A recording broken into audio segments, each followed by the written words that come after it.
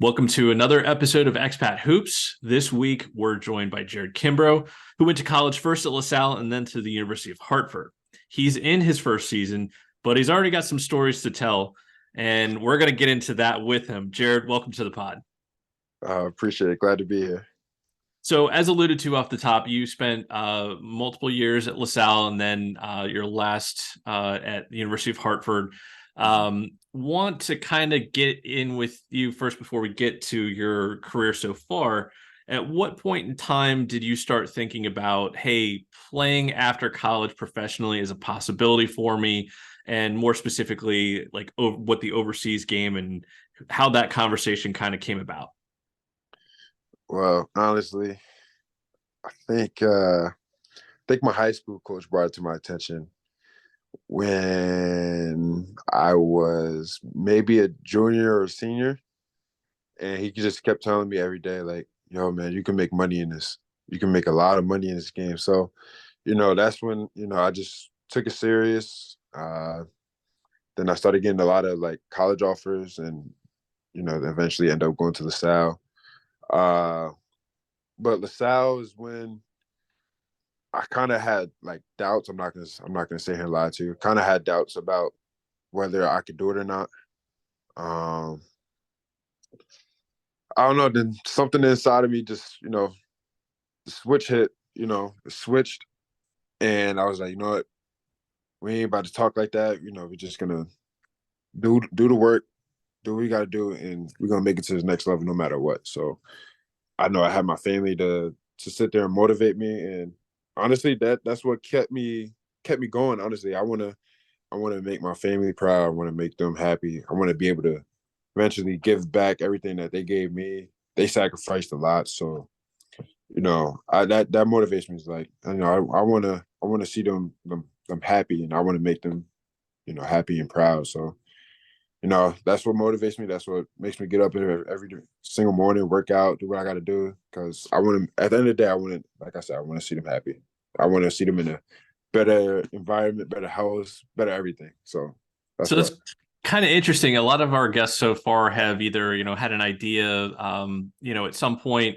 A lot of times it kind of comes around late in college. And so it's kind of interesting that you're saying that your high school coach kind of put it in your head and that you actually had some doubt in college. So obviously the seed was planted in high school and you persevered through it. But if you could kind of take us through that point in time where you had the doubt and what kind of got you through to, okay, this is viable again, or this is exactly what I'm going to do.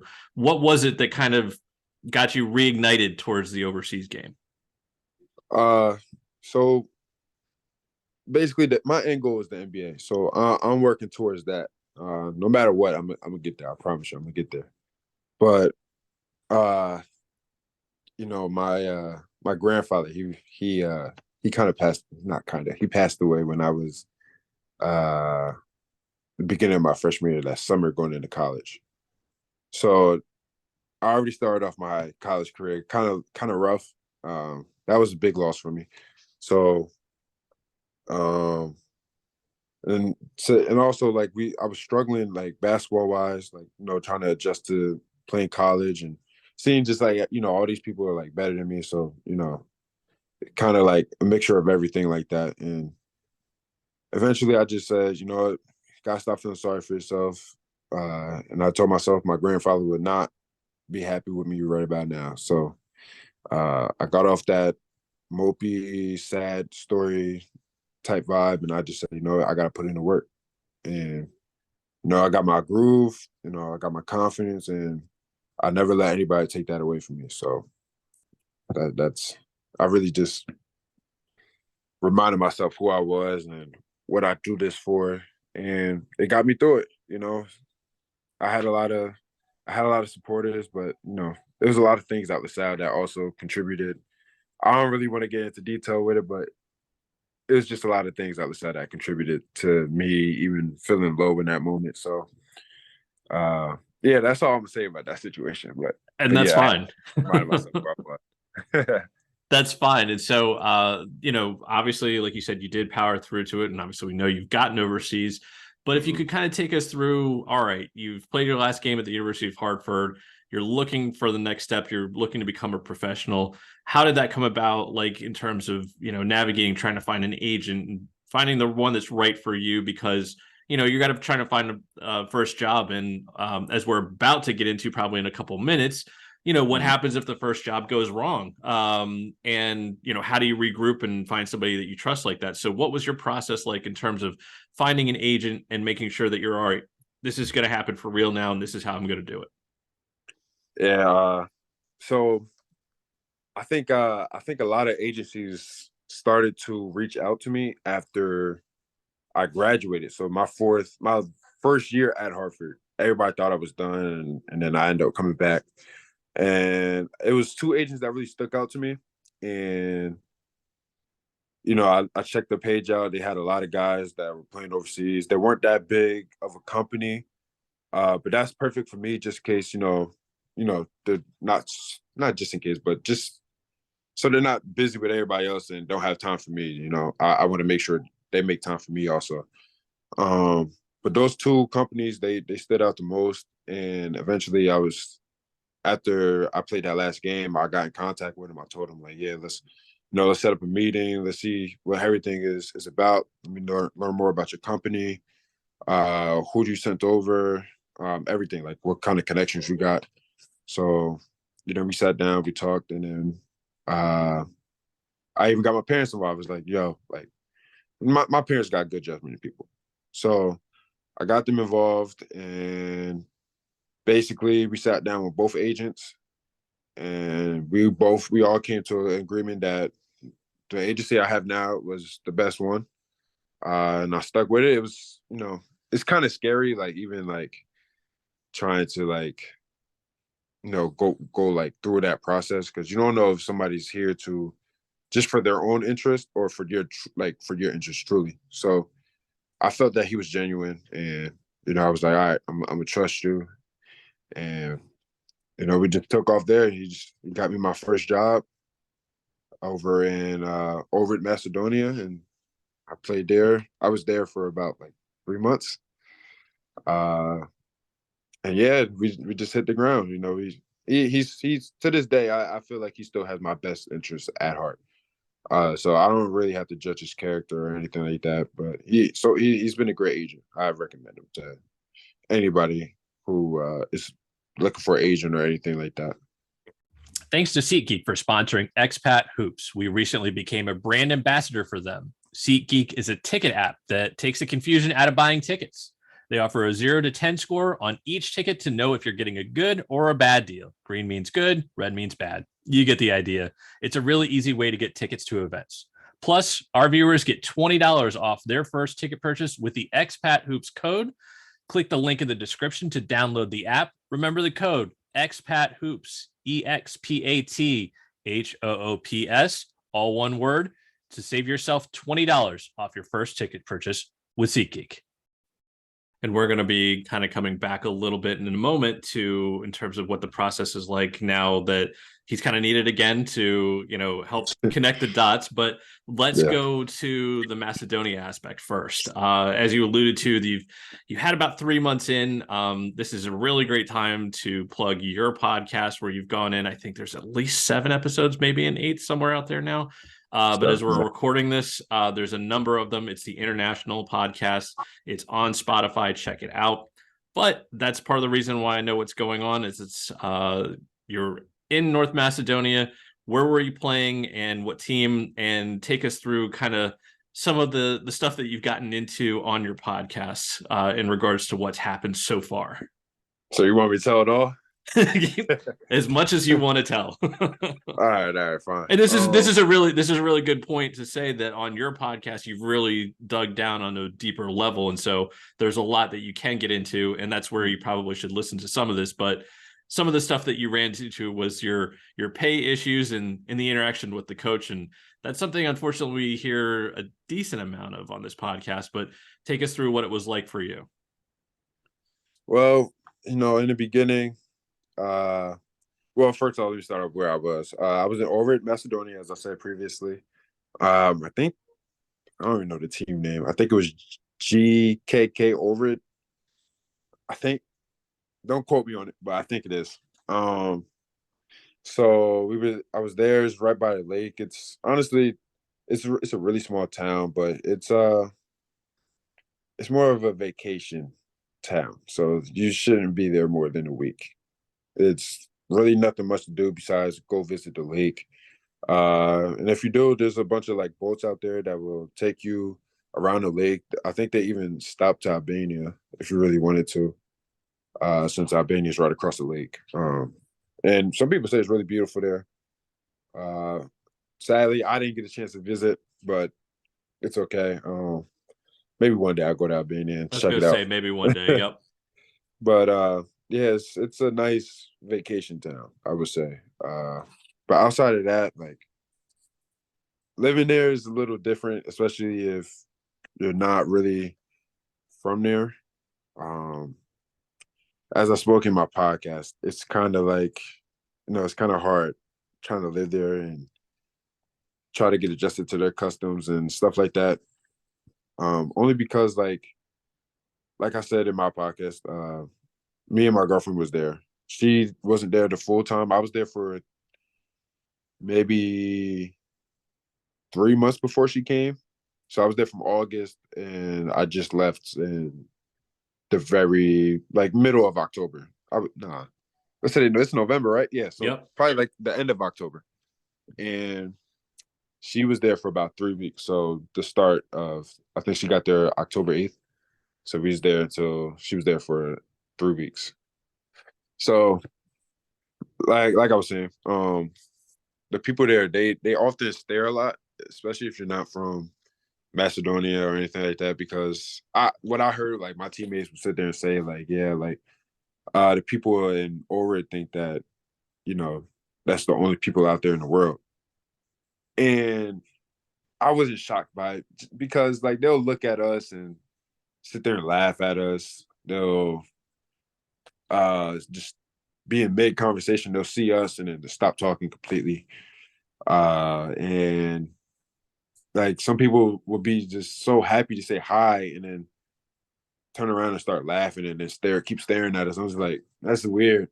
And I even had an incident where some little kid, he was on a bike and he just screamed out. He said, "What's up, ma?" And said the N word. I was like, wow. And that was the first day my girlfriend got out there. And we was just walking by the lake, and I said, "You heard that, right?" And she's like, "Yeah, I heard it." And I think we saw the kid because we continued on walking, and the kid, I don't even remember what the kid looked like because he was riding on the bike. He was trying to hide his face. So I think we seen him because we walked by some area and some kid, he looked so terrified. And I had no idea why. So I put two and two together later. I was like, all right, so that had to be him who said that. But I wasn't sure. And it's not like I was going to do anything anyway because I'd probably be in jail for the rest of my life out there. And that's the last place I want to be. But in the beginning, it was pretty cool. Like, I had just wake up and work out. Uh, so what we do in the preseason is we'll wake up Monday, Wednesday, Thursday, and we'll just run. When I mean we'll run, like our workouts was ridiculous. Like we sat there and ran on it. We went to the track one time. Well, we went to the track most of the times, like 2 times out of the week, maybe. And we sat there and ran around the track for 30 minutes. Like, no exaggeration. He had a stopwatch and timed us 30 minutes. And we were supposed to go at 20%, but he kept telling us to slow down. I was like, Coach, if I slow down anymore, I'll be speed walking this. So we was doing that, and then right after we'll do sprints. So like the first day we did like 100-meter sprints. I think we did about 5 of them.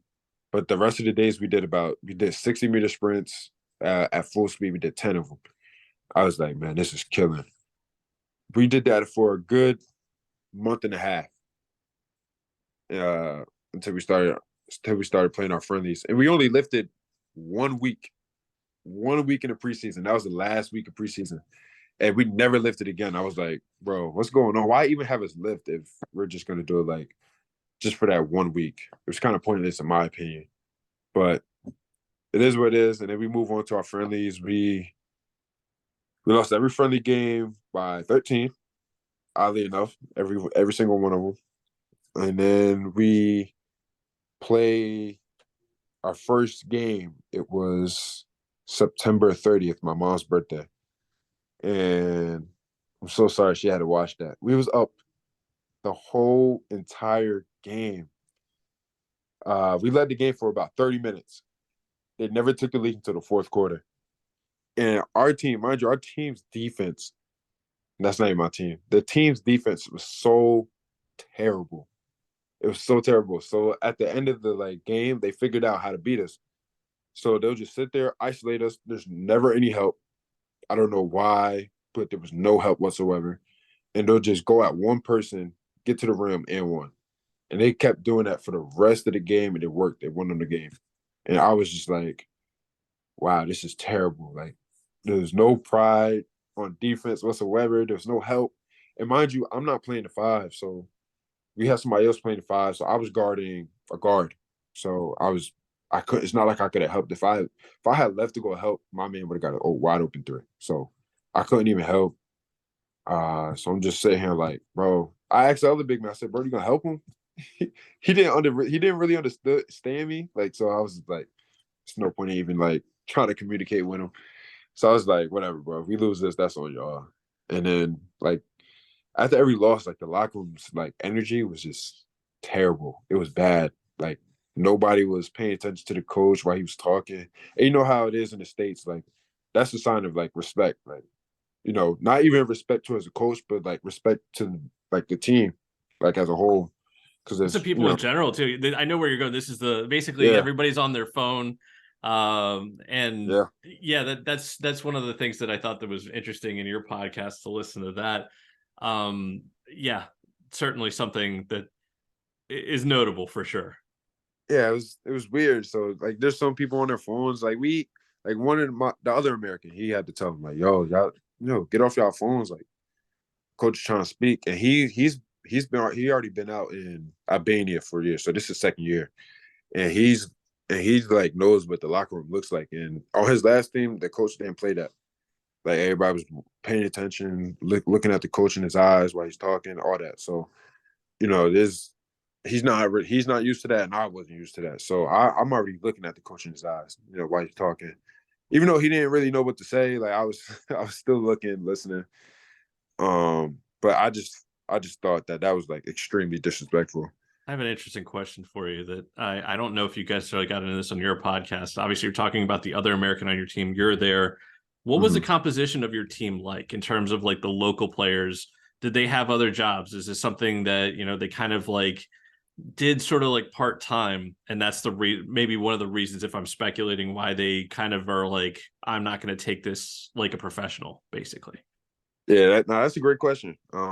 So there was one guy. He had another job. He actually worked at the head coach's dad's shop. So he works there in the mornings. He didn't really come to the morning workouts.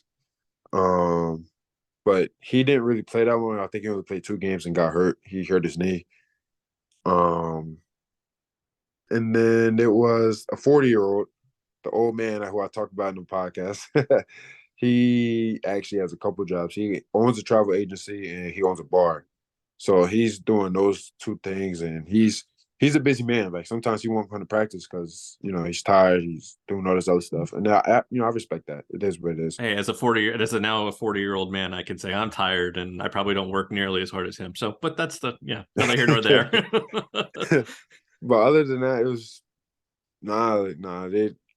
Nobody else was really working. Everybody else was younger. I'm 23, and everybody else was either the same age but had a mindset of somebody younger, or was just younger in general and still had the same mindset. Not as me, but as the other guys.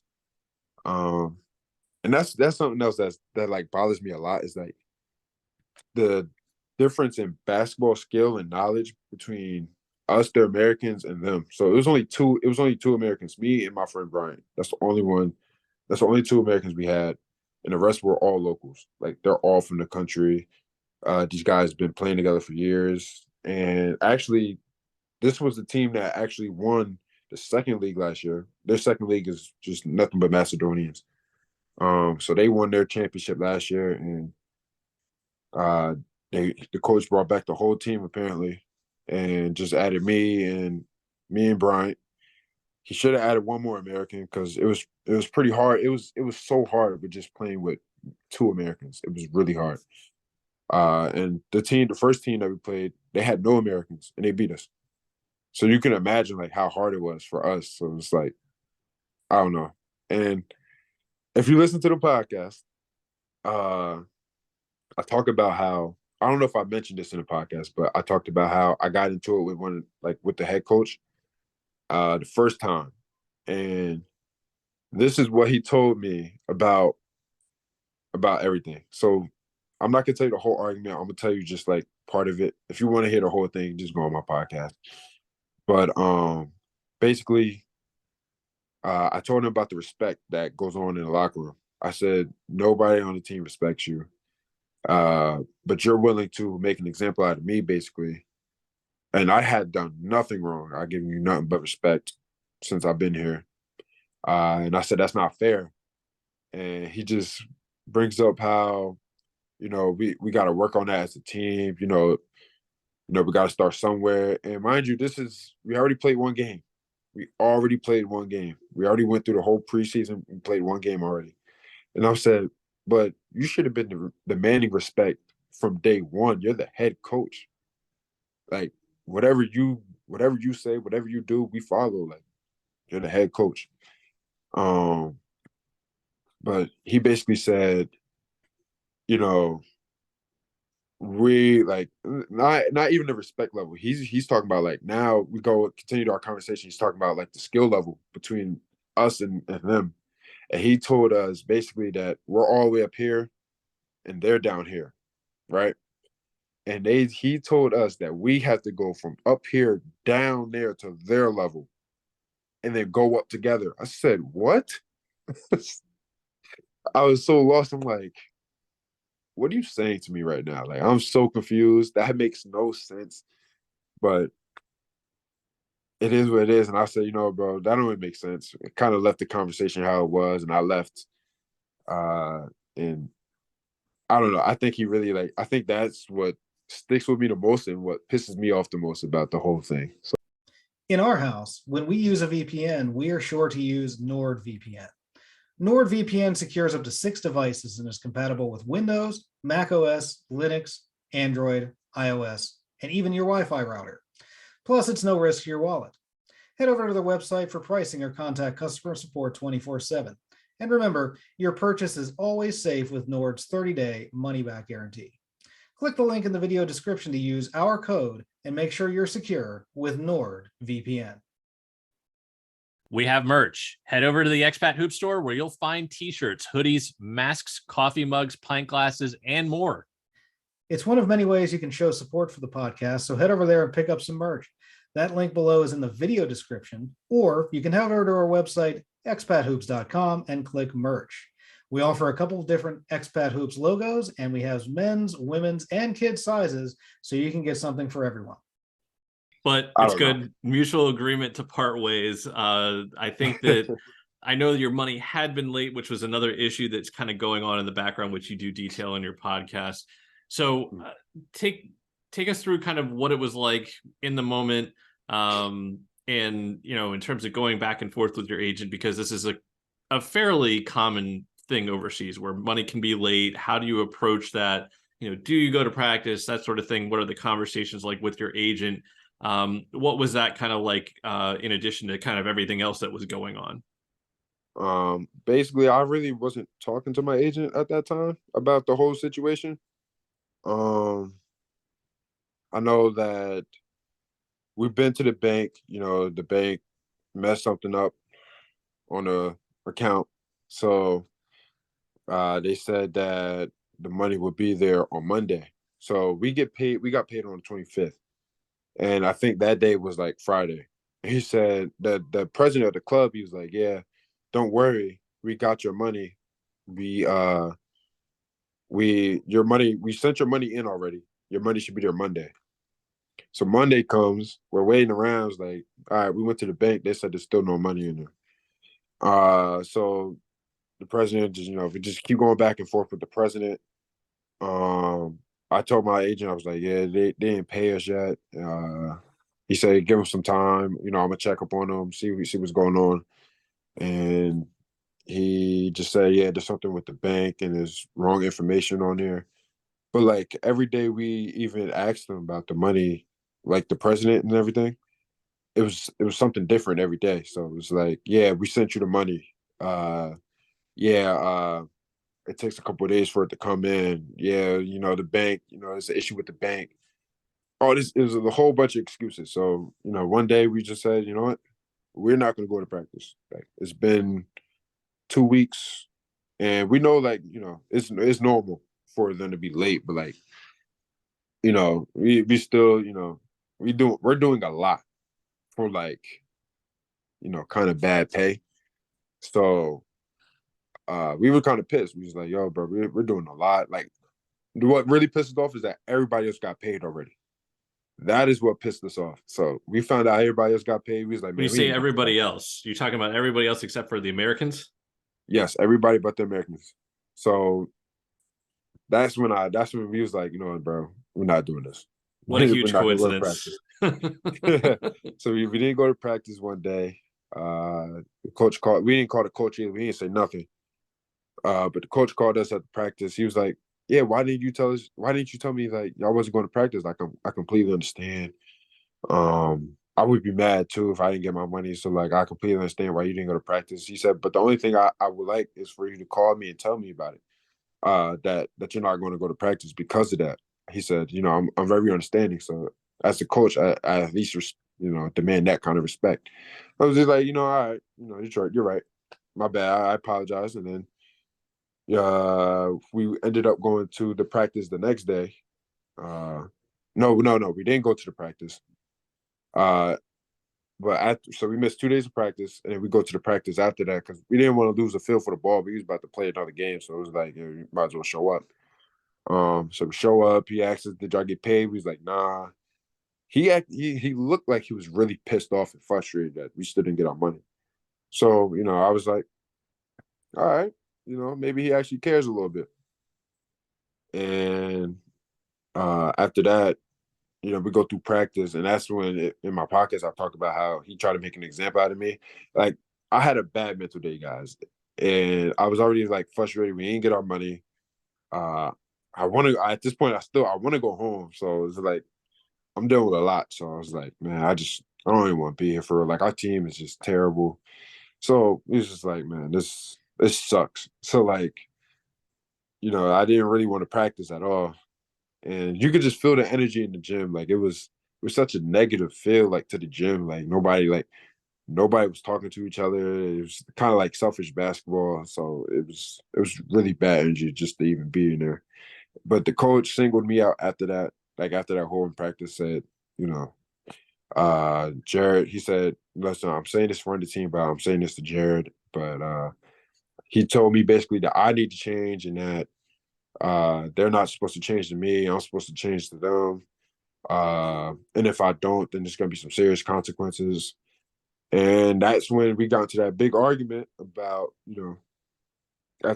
when I just told y'all about like the whole skill level thing and the respect thing. Uh, then we get to that whole argument, and I told him when I was leaving, I said, "And let my money not be there by tomorrow. Like it's gonna be an even bigger problem." Nobody said anything to us the next day. We missed the morning practice because we didn't like. As I said, I woke up. I woke up on time for the practice, but we just didn't go because nobody texted us, nobody called us and told us like, yeah, your money should be there, like go check. Because normally they will. This time they didn't. And then that morning practice ends and he texts us like, yeah, you and B got 15 off of your next salary. I was like, what? I'm sitting here, I'm like, bro, you can't do that. Nobody called, nobody texted, nobody did anything. I said, you can't, in my contract, it says you can't do that. Like, there's nowhere in the contract that says that the coach nor the president has the ability to do that.